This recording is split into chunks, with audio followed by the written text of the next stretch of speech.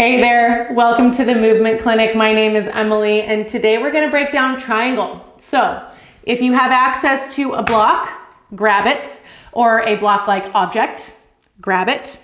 And we're going to use this to help us, especially before we're warm and as we're starting to find the pose. This can really help us by making our arms longer, which is pretty nifty here. So go ahead and stand up. Take a nice wide-legged stance on your mat.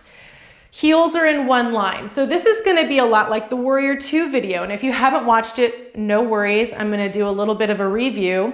But if you haven't, I would highly suggest that you do, because these are all the same series of poses. I kind of call it the Warrior 2 family of poses, where the actions in our body are more or less the same.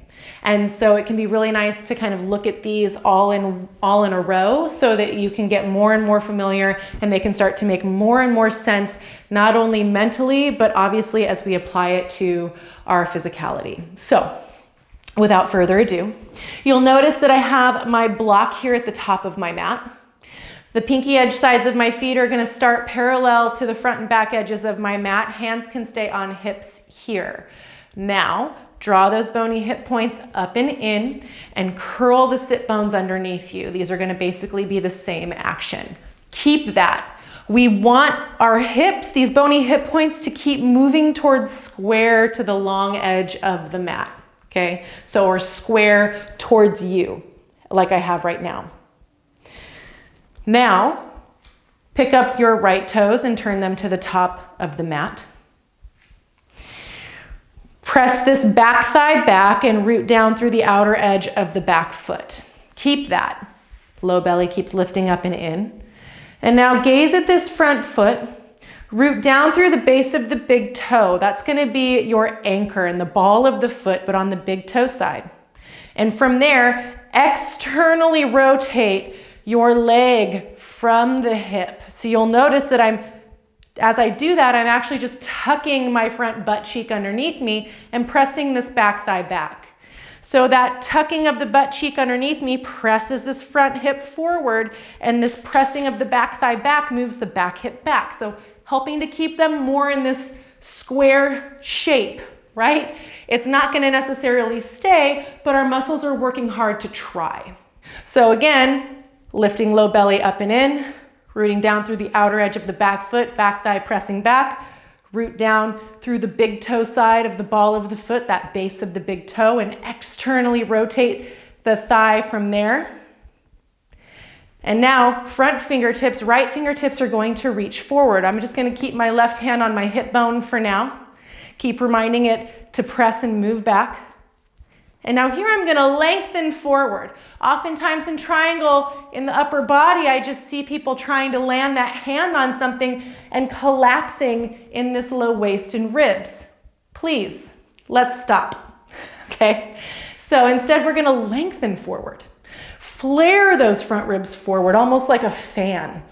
Lengthen the low waist. Reach, reach, reach, reach, reach.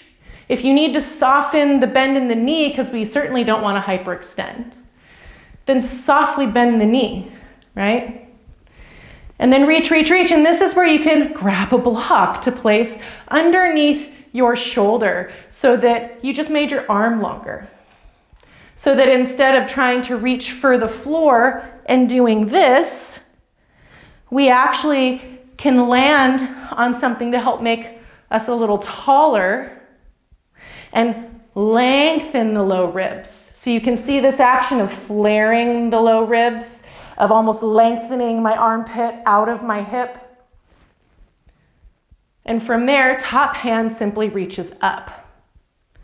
Look at all these nifty little triangle shapes. Now let's talk about the upper body.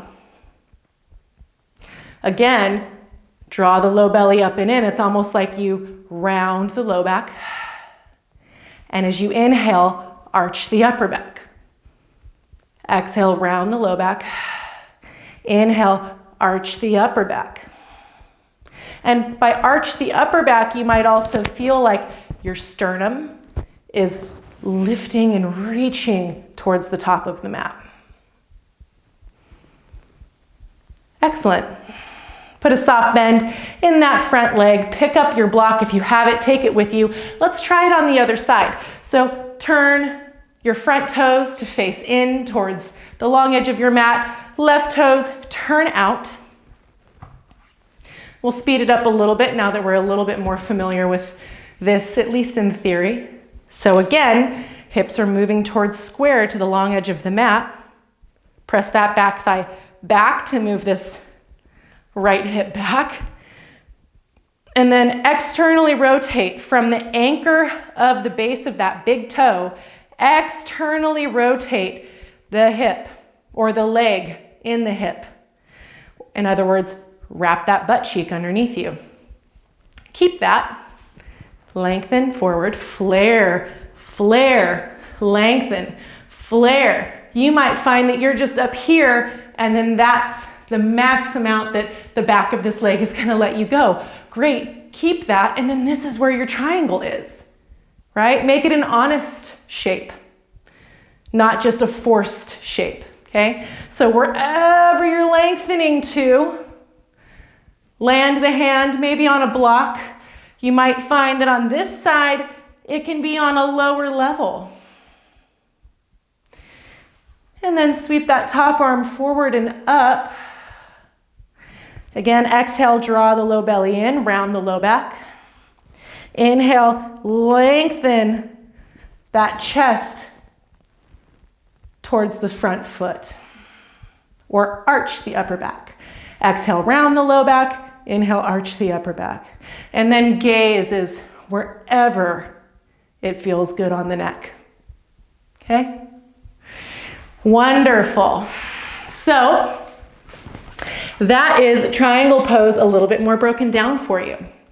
Again, I encourage you to check out Warrior 2, side angle, and half moon pose if you haven't already, to again learn all of these together and start to see the continuity of what these poses demand of the body.